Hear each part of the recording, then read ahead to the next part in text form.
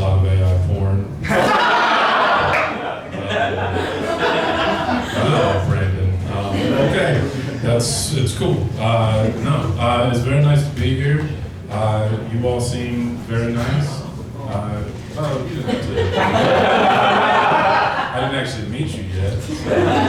I will say there's enough people in this room, I don't know if you know this, but statistically speaking, there are enough people in this room that at least one person voted for Donald Trump.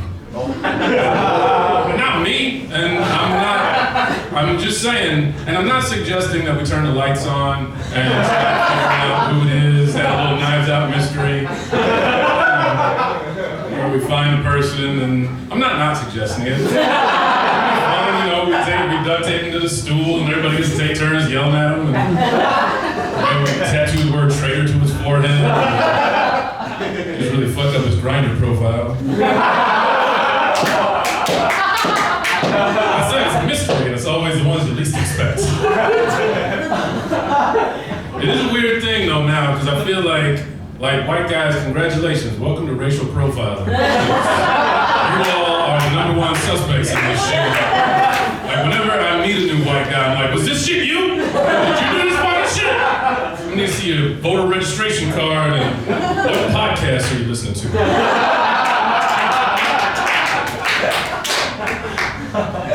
Such a fucked up country. God, this country is fucked up. I keep thinking about leaving. And because I see other people who have left, like Rosie O'Donnell, she went to Ireland. And Ellen DeGeneres went to the United Kingdom, and I was like, I should do that. And then I remembered, I'm not a rich white lady. And part of it, because I know, here's the thing, wherever I go, I'm going there as a black immigrant. And there's one thing, doesn't matter where you are in the world, if you ever see the headline where the words start with black immigrants, the next words are never welcomed with open arms. But also, I'm like, I want to leave, but I'm like, what the fuck would I do in Ireland? Like, I'm gonna spend half the time just trying to find a black barber. By the time I do, he's gonna be like, oh, it's you, and then have a heart attack and die. Hand me the clippers, you're the barber now. Be like a Highlander situation. 4C curl patterns.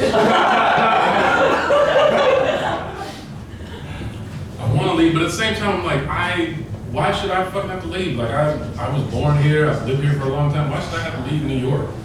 Why the fuck can't New York leave the United States? Like, everybody keeps talking about civil war. How about a civil divorce? Seriously, he does not love you, girl. Let's fucking put on some Mary J. Blige. Let's pack our shit. Let's fucking leave the country. Like, and I'm not saying we gotta start our own country. We could just, we could become free agents. Just go see, like, what's Canada about? Like, Denmark might be looking to trade.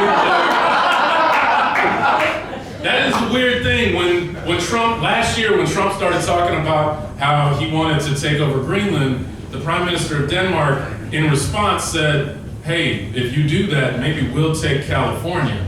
And I was like, do it. Take us too. And then he said, I'm just fucking around, I'm joking. And I was like, that is the shittiest joke to play on California. And you realize how excited California must have been, where they were like, oh shit, like, you're talking about free healthcare, great education, both parents get a year of parental leave, and all that furniture? Fucking sign us up. And then Denmark's like, we're just fucking around. Like, that's so fucking cruel. That's like Daddy Warbucks showing up to the orphanage, tap dancing with Annie, and then just being like, you know what, I'm good. This was fun and all, but I'm gonna go hit up this party with my friend Jeffrey Epstein. He said, I think if we can agree, if there's anybody who's on the Epstein list, it's Daddy Warbucks. Like, what the fuck is that rich dude doing looking for orphan girls? Like, he is clearly a pedophile. There is a song in that play where a bunch of underage girls sing, "You're not fully dressed without a smile." Like, that is not Jeffrey Epstein's ringtone. I don't know.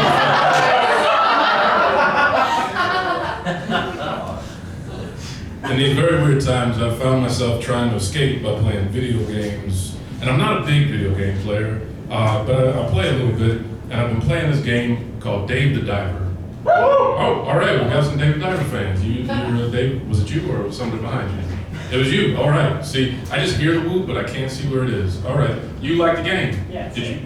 Say it again? It's sick. It's sick. Yeah. So here's the thing. I enjoy the game, and for those of you who have never played the game, you're this diver named Dave, and you spend a day spearfishing, like fighting sharks and like eels and shit like that. And there's a whole storyline that you do by day, and then at night you operate a sushi restaurant. And that's my favorite part of the game. I don't give a shit about the story at all. I just want to run the sushi restaurant. That's all I fucking care about. I'm just like, sushi. That's all I care about. And I was talking about it to a friend who plays a lot of video games, and she was saying that she's into this game called Cozy Bookshop. And I don't know if it's middle age or just the state of the world where now the escapist fantasy that I'm looking for in video games is just a stable career. Like it used to be I played video games and I was like, take me to outer space or let me fight dragons. And now I'm just like, you got a game where I'm like a woodworker with health care? Maybe I got like a mortgage I can afford and I get to retire on my terms.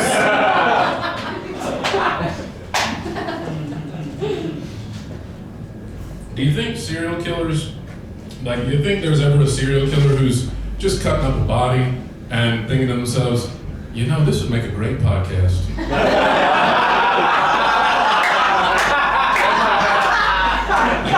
know what, maybe I should be recording some voice notes on this. Like, hey, can you keep it down for a second? I need to get some room tone. What's room tone? I don't know. I honestly don't know, but apparently people need it, just like I need your bones. I can imagine that serial killer on trial being like, Your Honor, I am not a serial killer. I am a content creator. Have you seen my streams on Spotify? Has Spotify paid me money? No, but I have been paid an engagement, which is way more valuable than sales. I'm the unofficial brand ambassador for Ryobi Tools.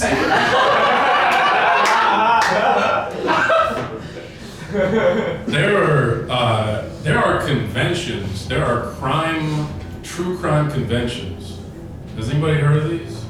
You've heard of them, yeah. They have them in like Florida, of course, and Las Vegas, and I was reading up on them, and they're a lot like Comic-Con. It's just like Comic-Con, but for people who like grisly murder.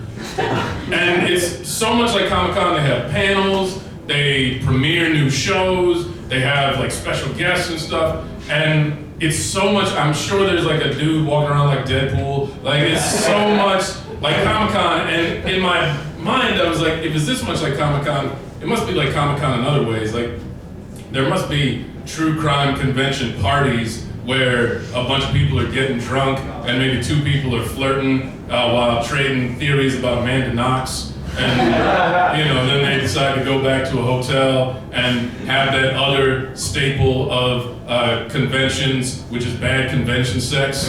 And to be clear, it's not the sex that's bad, it's the fact that neither of them got murdered. Because I'm just saying, I've been to Comic-Con, and I will say, I've been to Comic-Con, nobody flirts with the lady who's dressed up like She-Hulk to go back to the hotel and her be like, all right, let me just wash this green paint off.